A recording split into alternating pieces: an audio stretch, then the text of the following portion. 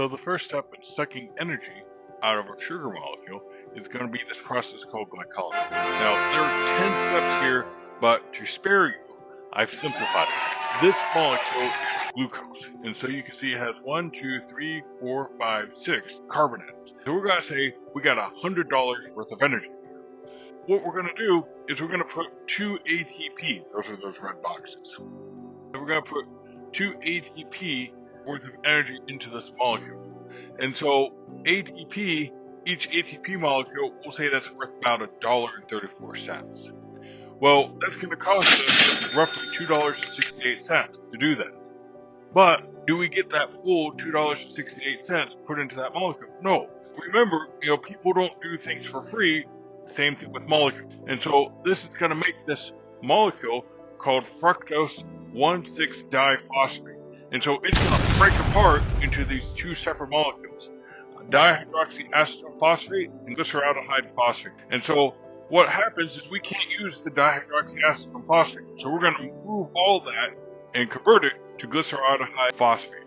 What's going to happen is we're going to have a series of steps, and eventually that's going to produce pyruvate.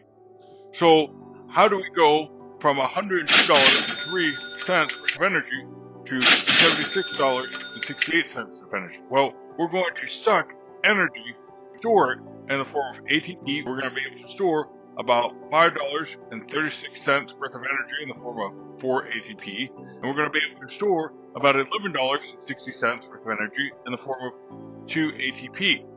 Now, all this is going to add up to $16.96 worth of ATP.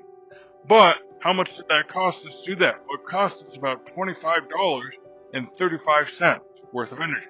I'm going to give a tip here. So we don't want to give too many tips because it's wasteful, but we're going to give some tips. So overall, our process, we got about 43% efficiency at sucking energy out of the glucose molecule. Put another way, 57% of all the energy is wasted for heat. If you think that's bad, when you go to your car and you fill up with gas, you're putting $100 worth of gas in that car, but you're only getting about $25 worth to go. This process is a lot more fuel efficient than what it is for a car. So we're going to move on to the next step. All right, that concludes today's episode. If you liked what you heard, be sure to click the subscribe and like button down below. And as always, if you have any questions, comments, concerns, or if there's any particular topic you'd like me to create a video on, let me know in the comments down below. All right, well, I look forward to seeing you on my next podcast.